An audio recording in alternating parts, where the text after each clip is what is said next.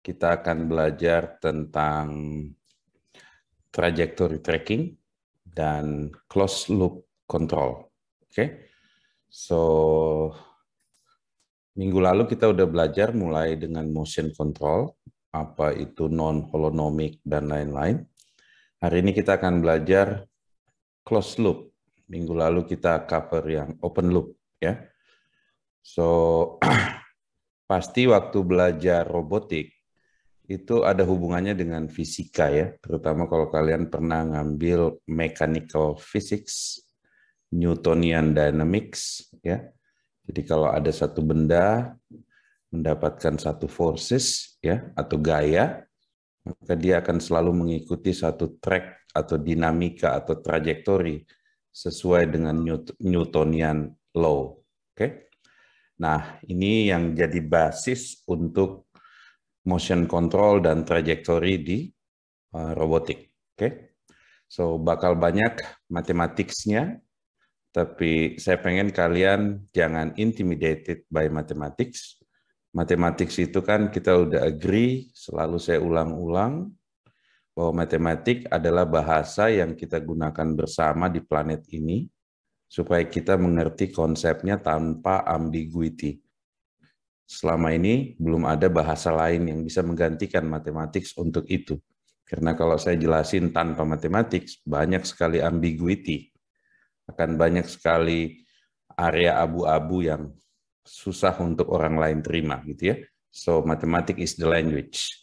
Tapi saya pengen kalian benar-benar ngerti, ya, secara pemahamannya, dan kalau lupa ya lihat di matematiknya. Karena matematik akan jelasinnya lebih formal, gitu ya. Tapi kalian juga butuh metafor atau butuh analogi supaya kalian tidak intimidated by mathematics. So problem di robotik, motion control dan trajectory itu biasanya dilimit dengan problem yang kita sering kenal dengan non-holonomic system. Oke, apa itu non-holonomic system? Coba kalian bayangkan ada satu robot di bawah ini, ya. Dia punya trajektori, oke, akan sangat berpengaruh terhadap state-nya, kayak posisi rodanya atau posisi depannya, gitu ya, sudut depannya di dalam suatu space atau koordinat, ya kan? So, holonomic system itu adalah sistem yang state dari robotnya atau bendanya, state itu bisa jadi ada parameter di dalamnya, misalnya kecepatan dari bendanya, sudutnya, itu kita sebut space. Oke? So, itu kita sebut state atau kondisi.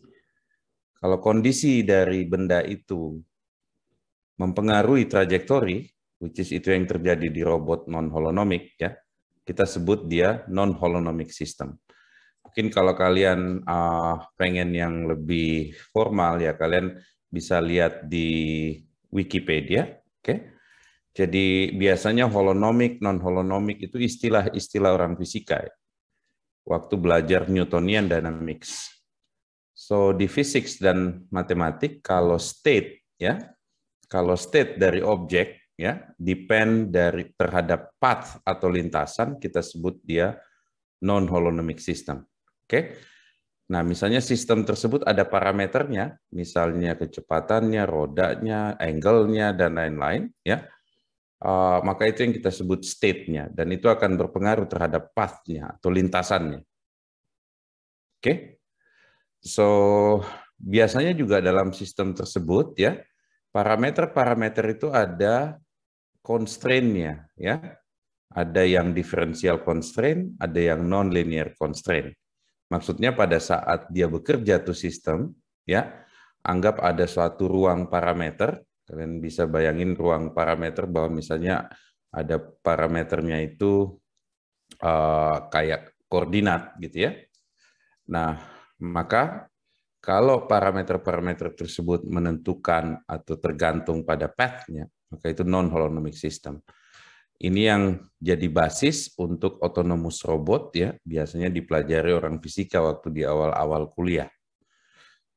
Oke, so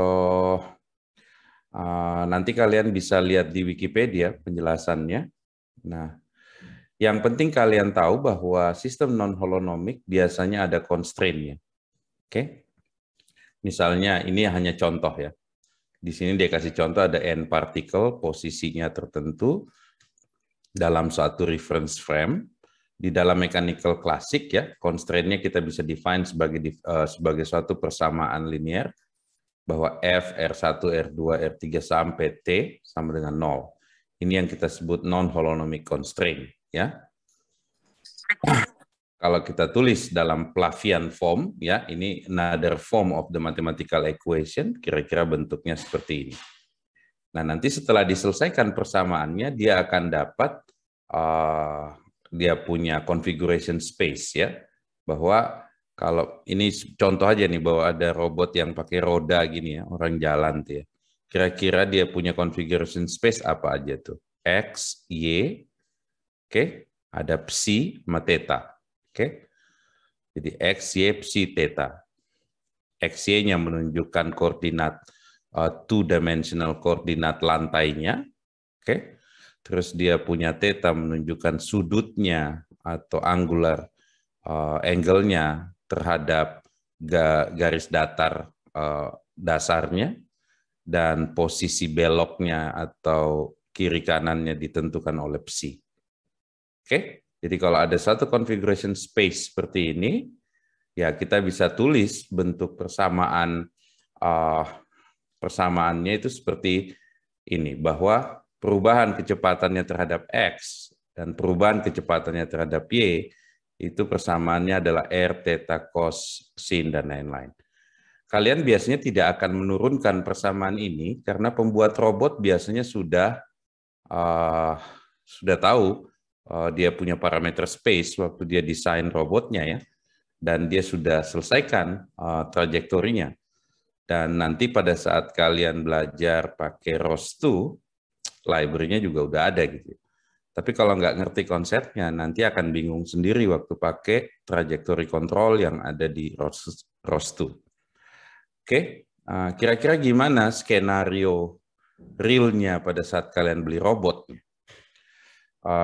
Kita pakai metafor, misalnya kalian bekerja di satu pabrik atau di satu lab, terus kepala pabrik bilang, ayo kita beli robot. Oke, robot apa itu ya? Dia bilang, oke, kita beli robot misalnya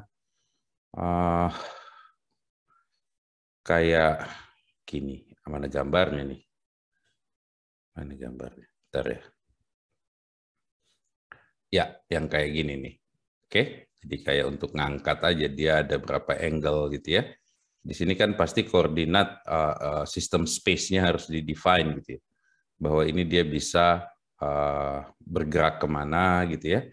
Nanti generalize koordinatnya itu dianggap sebagai parameter space-nya.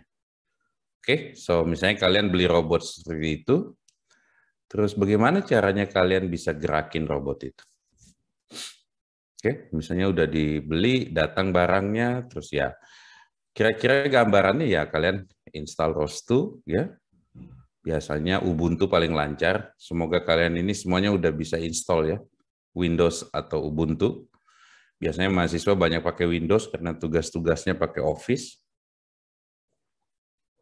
Microsoft Office. Nah, tapi native-nya ROS2 itu biasanya Ubuntu yang paling lancar instalasinya. Tapi saya harap kalian berhasil install di desktop Windows. Oke, kalau enggak nanti kalian bisa tanya ke Mas Haris yang ada di grup gimana instalasinya di target OS kalian. Ada banyak mekanisme instalasi ROS, ada yang pakai Docker, ada yang pakai Python environment, ada yang direct to machine ya. Saking banyaknya jadi bingung kan. Tapi saya harap itu udah selesai buat kalian. Oke. So biasanya ada robot driver diinstal di physical robot ya. Penjual robot itu biasanya ngasih robot drivernya ya. Kalau robotnya kayak Franka Emika, ini robot yang buatan Jerman untuk yang biasa dipakai di manufacture gitu ya, atau di lab. Ini nanti kalau kalian beli, nanti dikasih account untuk download dia punya SDK, driver dan lain-lain, hardware driver untuk connect ke ROS2 environment sudah disediain. Ya.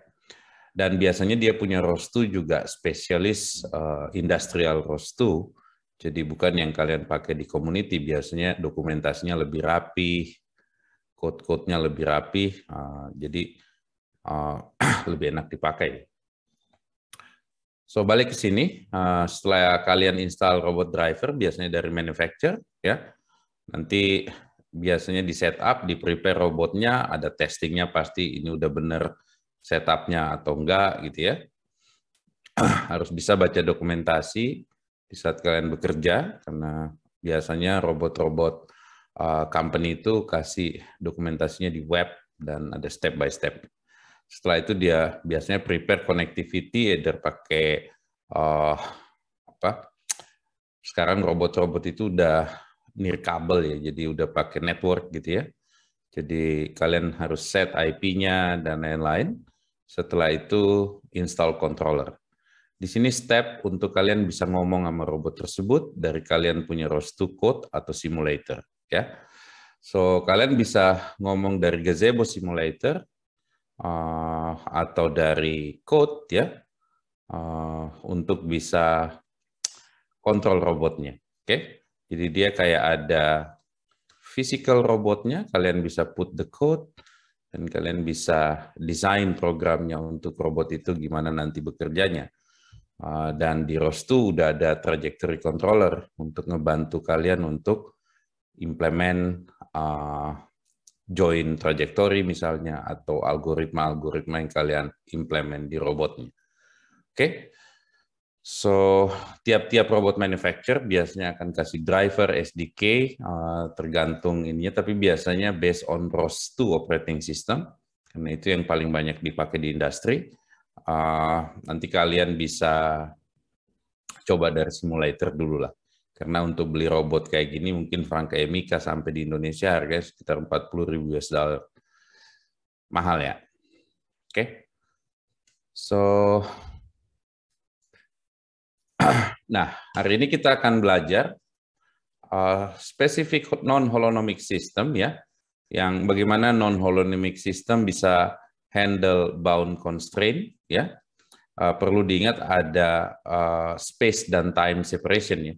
Bahwa kita bisa ngelihat sistem non-holonomic dari sisi space-nya, parameter space-nya, atau dan plus time-nya. Dia di time keberapa ada di mana gitu kan. Kita juga akan belajar tentang trajectory tracking dan konsep tentang closed loop control. Hari ini kita belajarnya konseptual ya. Tapi kalau nanti mudah-mudahan Mas Haris bisa helping untuk kasih contoh bagaimana diimplement di simulator untuk spesifik non-holonomic robot.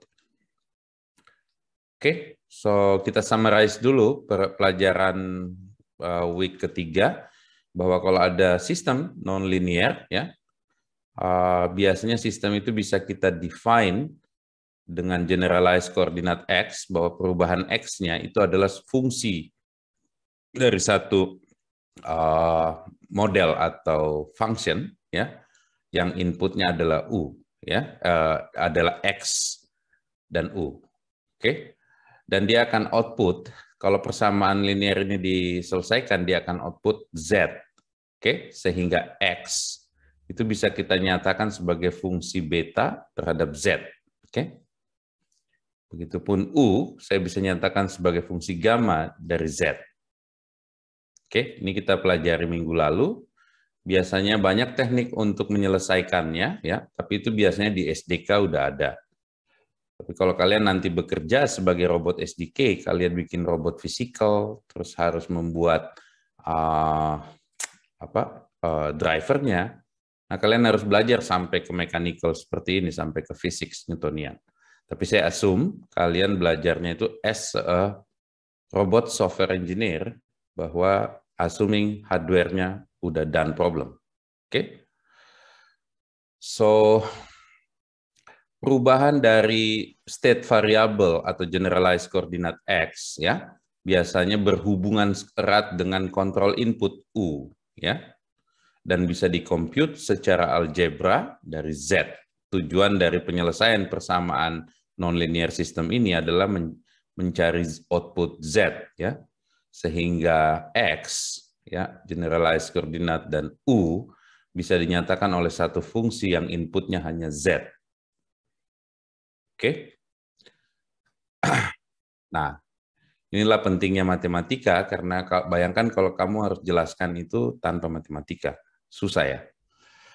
So, minggu kemarin juga untuk yang open loop control, constraint-nya bagaimana dan lain-lain sudah dibahas ya. Dan baik open loop maupun yang closed loop itu kita bisa tambahin constraint. Oke. Constraint misalnya pada saat dia jalan, terus ada dinding di sini atau ada jurang di samping ya. Kita harus bisa constraint dia supaya robotnya jalan sesuai dengan constraint yang kita set up.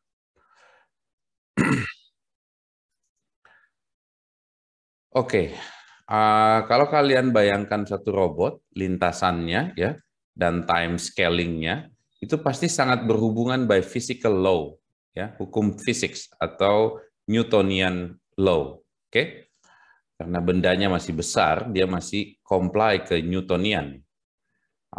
Jadi untuk kita bikin satu planning untuk trajektori, itu biasanya kita harus compute path-nya. Oke, ini purely geometric. Misalnya dia punya geometry situation gimana, nah kita harus selesaikan persamaannya untuk bisa compute path-nya. Terus kita juga harus mempertimbangkan time, ya. Oke. Di mana time itu pasti berhubungan dengan configuration, karena kita pasti bilang ini kapan konfigurasinya berubah gitu. So kita bisa define secara formal dalam bahasa matematik bahwa trajektori atau lintasan dari robot xt ya. Jadi itu sebagai fungsi waktu ya, bahwa x itu adalah fungsi waktu. Dapat dipisahkan sebagai geometric path, oke, dan timing law. Oke, jadi kalau saya punya satu fungsi xt, saya bisa pisahkan jadi purely geometric plus timing law st. Dengan variabel dengan parameter s itu pasti berubah atau bervariasi dari waktu 0 sampai waktu f. Oke, dalam monotonic fashion dan pasti turunannya besar ya. Turunannya lebih besar dari 0 karena pasti perubahan s terhadap waktu itu s-nya itu positif. Oke, so pemilihan S ya itu harus dihitung pada saat kita compute ya. Dan untuk menambahkan constraint, oke, biasanya dalam persamaan space time-nya kita pisahkan. Tadi kita udah pisahkan bahwa X itu adalah fungsi S untuk yang path dan S itu adalah fungsi T untuk yang time. Jadi kalau kita pisahkan dan saya turunkan X-nya, itu sama dengan dx dt bagi dt, ya ini waktu kalian belajar turunan di matematik ya, sama dengan dx st bagi terhadap ds, perubahannya terhadap ds, dan dikali velocity geometrinya. Oke, jadi once geometric path-nya ditentukan, maka pemilihan timing law-nya ya, bagaimana dia berubah. Kan kita udah pisahin tadi antara path, geometrik, dan timing ya. Jadi waktu kita pilih timing law-nya, itu akan identify particular trajectory along the path. Oke? So ini hanya contoh, misalnya untuk unicycle model. Ingat, semua robot maker itu pasti mempertimbangkan persamaan constraint dan persamaan motion control, dan biasanya udah datang dengan SDK-nya. Cuman kalau kalian nggak pernah dengar course seperti ini, kalian nggak tahu gimana pakai SDK-nya karena dia akan pakai istilah-istilah yang belum tentu kalian ngerti. Jadi tujuannya kita bahas konsepnya adalah supaya kalau kalian nanti punya spesifik robot, kalian bisa baca dokumentasinya. Okay, the big picture. So, sebagai robotic engineers ya yang bekerja untuk membuat robot bekerja sesuai algoritma, itu mungkin bisa dirangkul jadi see, think, dan act. Oke, robotnya itu harus bisa melihat. Waktu dia masuk ke ruangan, dia harusnya bisa melakukan localization, di mana dia lokasinya, dan dia bisa build petanya. Ya, karena kalau lokasi tanpa peta ya juga kita missing in the jungle gitu ya. So localization and map sering disebut secara simultan, itu simultaneous localization and mapping itu SLAM. Oke, once robotnya bisa SLAM dan dia bisa punya global map dari lokasinya, oke, dia bisa nentuin dia lagi ada di mana by certain time. Terus kita harus bisa define algoritmanya untuk decision making dan motion planning. Biasanya di ROS2 itu didefine dengan trajectory controller. Oke, itu udah bagian dari ROS2. Foxy zaman dulu itu mungkin terpisah, dia punya controller untuk trajectory, tapi trajectory execution akan comply dengan persamaan matematik Newtonian dynamics tadi yang harus diselesaikan oleh robot maker. Oke, dan closed loop itu adalah bagian dari salah satu tipe. Ada yang open loop kita pelajari minggu lalu, dan ada yang closed loop yang kita pakai minggu ini untuk kontrol atau tracking dari robot. Ya. So ROS2 punya specific controller framework ya. Kayaknya di ROS Fox itu ini datanya. Source code-nya juga dikasih. Ini yang membuat robot-robot makers itu bisa memodify kalau dia pengen memodify controllernya. Dan dia punya mekanisme supaya kalau saya punya trajectory plan A, saya bisa combine dengan trajectory plan B, dan lain-lain. Sehingga kita bisa bikin joint trajectory. Ada beberapa materi, kalian bisa lihat di link yang ada di sini, ya. Untuk bisa, yang dokumen tadi itu ada di sini, yang saya tunjukin, as a simple. Hanya untuk kalian bisa melihat the whole storyline atau the whole setup waktu kalian punya robot. Selain itu kalian bisa lihat banyak di video, kalian bisa pakai Webot dan lain-lain untuk implement. Tapi biasanya kalau kita ngomong controller, itu biasanya ke hardware system, oke, bukan ke simulator. Jadi ini case-nya adalah pada saat kalian benar-benar punya physical robot. Oke. Jadi arsitektur dari ROS2 controller mungkin bisa dilihat di sini dari hardware resource, pasti ada akses ke hardware ya through network. Oke. Aksesnya itu bisa kita anggap ada 3 bagian, ada sensor, sistem dari robot ini, dan aktuator gitu ya. Setelah itu nanti ada resource manager yang bisa call sensor, sistem, dan aktuator. Oke, dia juga bisa manage pakai state interface, jadi kayak ada library, oke, untuk membaca atau memanage state interface. Pasti dari sensor, sistem, dan aktuator ini harus export informasinya supaya resource manager bisa baca. Oke, so engineers harus bekerja untuk bikin controllernya, bahwa dia bisa bikin controller A, controller B, controller C, dan banyak controller, dan dia bisa joining, bikin komposisi dari beberapa controller dengan controller manager. Nah, fasilitas ini sudah ada di dalam ROS2 Control Framework, oke? Dan source code-nya juga ada untuk bisa dikembangin lebih lanjut oleh para pembuat robot. Nah, biasanya dari sisi user, kalau kalian bekerja sebagai robotic engineers, ya kalian harus bisa memanggil atau menggunakan function-function controller yang disediakan oleh robot maker. Oke. So, once kita define persamaannya, holonomic system, dan kita udah selesaikan untuk motion plan-nya, dan kita juga perlu yang disebut trajectory tracking. Oke? Bahwa saya bisa nge-track di mana robotnya berada.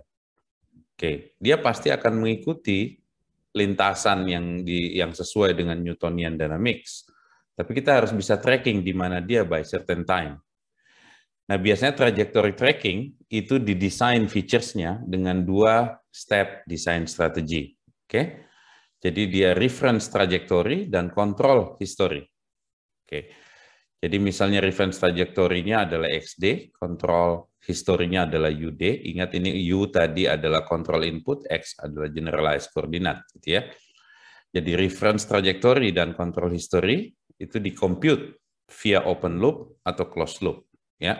Open loop kita pelajari minggu lalu, bagaimana ngitungnya, biasanya banyak teknik-tekniknya. Yang hari ini kita akan belajar tentang closed loop. Oke, so waktu kita membuat trajectory tracking SDK pasti akan berhubungan dengan geometry, linearization, non-linear control, optimization techniques, ya. Nah, itu yang dipelajari oleh robot hardware engineers untuk make sure mereka bisa bikin trajektori yang path, yang baik untuk robotnya. Cuma as a software engineer, kalian harus bisa membuat controllernya. Oke? Nah, khusus untuk yang trajectory tracking untuk differential yang flat system, ya, di flat system itu yang bisa di linearize, ya, atau bisa dibuat linear feedback sama koordinatnya. Jadi kalau misalnya ada sistem, ada yang flat, ada yang non-linear, dan lain-lain. Nah, ini spesifik case-nya, ada case spesifik yang disebut flat system untuk penyederhanaan. So, trajectory tracking untuk flat system, ini contoh untuk unicycle model, ya. Jadi ini simplification-nya, bahwa sistemnya akan mengikuti persamaan ini. Biasanya kalau kalian baca dokumentasi spesifik robot, kalian akan dapatin seperti ininya. Ini yang disebut tadi generalized koordinatnya yang sudah diselesaikan persamaannya sesuai dengan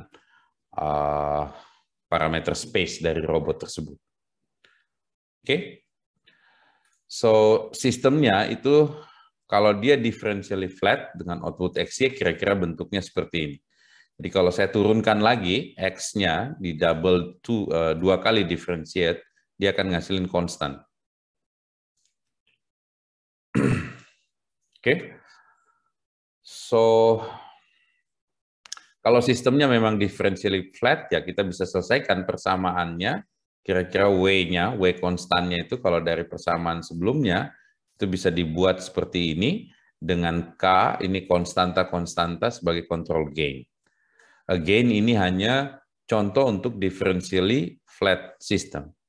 Kalau kalian beli robot, pasti kalian harus pelajari dia punya motion plan. Oke? Tiap-tiap robot pasti beda X-nya atau generalized koordinatnya. Kalau kalian beli Franka Emika atau kalian beli mesin lain yang untuk pabrik mobil, ya mungkin lebih besar kan ya. Kalau pabrik mobil kayak di Tesla manufacture, itu arm-nya itu lebih besar dan ya mungkin lebih banyak angle-nya atau dove-nya. So, akan sangat berbeda. Ya. So, spesifik untuk kontrol yang closed loop, ya, kira-kira bentuk persamaannya itu adalah kontrolnya itu adalah fungsi dari P, di mana P itu adalah fungsi dari X, T, dan T. Oke? Ini kalau kalian masih ingat yang open loop kemarin itu agak berbeda. Oke? Dengan ini, karena yang open loop, misalnya fungsi A, itu adalah fungsi dari X dan U, control input. Oke? Kalau ini purely time. Oke, T. Nah, bagaimana nyelesain persamaan untuk motion control untuk yang closed loop? Of course akan pakai dynamic programming karena bentuknya seperti ini persamaannya, ya. Dan kadang untuk evaluasinya pakai Lyapunov analysis. Oke, kalau kalian pengen lihat lebih jauh, itu ada buku namanya Optimal and Learning Based Control. Oke, karena kalau closed loop Ya, mungkin kalian belum pernah bahas tentang belajar tentang Hamilton, Jacobi atau Bellman equation, tapi ini adalah common teknik untuk common dynamic programming teknik untuk menyelesaikan control system. Biasanya kalian kalau belajar control system atau kalau di AI belajar tentang dynamic programming dan reinforcement learning, kalian akan kenal Bellman equation. Untuk sekarang kalian bisa skip bahwa di dalam robot kalau dia closed loop motion plan itu sudah diselesaikan pakai teknik Hamilton, Jacobi dan Bellman equation. Oke. Unless kalian yang pembuat robot, kalian harus belajar ke area situ. So, ambil contoh sederhana, misalnya untuk differential drive mobile robot. Ini kayak mobil-mobilan kontrol lah ya, cuman bisa belok, ada angle-nya theta, ada Cartesian X dan Y untuk positioning-nya. Maka kalau robotnya sesederhana ini, kira-kira persamaan untuk perubahan kecepatannya itu adalah satu fungsi V, linear velocity atau kecepatan rodanya, dikali kosinus theta terhadap waktu. Oke? Di mana W itu adalah angular velocity, kecepatannya waktu dia kecepatan perubahan theta terhadap waktu. Jadi seberapa cepat dia merubah nilai theta terhadap waktu. Oke? It's very clear di-describe oleh persamaan ini untuk gerakan robot ini. Oke? Nah, goal-nya biasanya untuk motion control, persis kayak yang digambar awal sini ya, dari satu titik posisi waktu 0, kita pengen dia gerak ke satu posisi yang lain gitu ya. So, misalnya goal-nya di sini itu adalah kalian pengen drive atau pengen kontrol robotnya dari titik 0 ke lokasi lain. Oke? Maka kita bisa kontrol dengan mengikuti persamaan yang tadi, dan itu juga bisa kita, karena ini ada angular ya, ada angular atau lingkaran seperti ini, kita juga bisa pakai kontrol base yang based on polar koordinat. Bahwa kita redefine koordinatnya menjadi V, alpha, nah ini apa namanya, sigma, atau ya anggaplah cacing. Oke, so kita redefine polar koordinat dari yang koordinat ini, kalau diubah dengan koordinat ini, maka transformasi koordinatnya akan lebih simpel, bahwa saya bisa dapat V, X kuadrat akar, tambah Y kuadrat akar, alfanya sekian, dan cacingnya sekian. Oke? Nah, di dalam polar koordinat, robot unicycle tadi kira-kira kalau dimasukkan ke persamaan ininya ya, closed loop-nya, jadinya seperti ini. Oke? Ya kalian bisa proof matematiknya, tapi kalau kalian tidak pengen bikin robotnya dan bikin SDK-nya ya anggap aja kalian terima bahwa ini memang udah benar begini ya. Nah, untuk supaya semua posture dari robotnya kita bisa define, variabel P, alpha, cacing, itu harus converge all to 0, katanya. Oke, so seperti itu kira-kira alurnya, bahwa untuk closed loop kita define general closed loop control equation, kita selesaikan dengan Hamiltonian Jacobi. Nah, ini hanya contoh ya, simple untuk simple robot unicycle. Oke. Di saat kalian berurusan dengan robot yang lebih kompleks, ya pasti akan lebih kompleks. Dia punya closed loop control dan open loop control. Tapi biasanya di SDK, biasanya robot maker itu adalah part of the deliverable-nya orang kalau jualan robot hardware. Nah, di Indonesia agak sulit untuk bikin robot hardware karena butuh investasi pabrik yang besar. Tapi mungkin di Indonesia kita bisa didik banyak software engineer yang nantinya bekerja sebagai robot software engineer di robotik. Oke? So,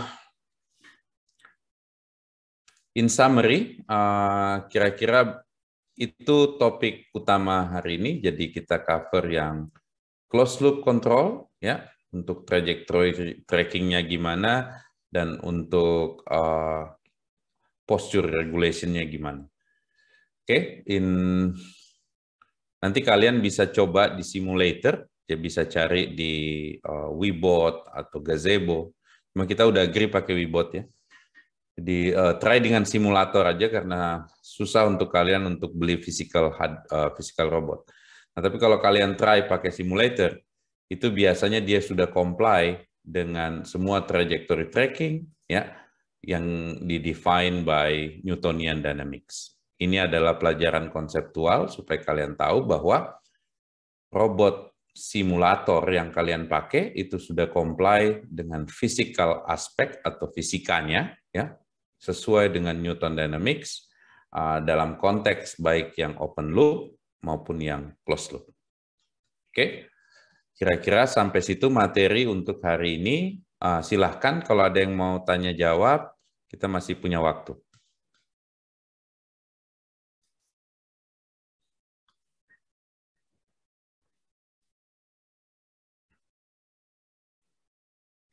Oke, ada?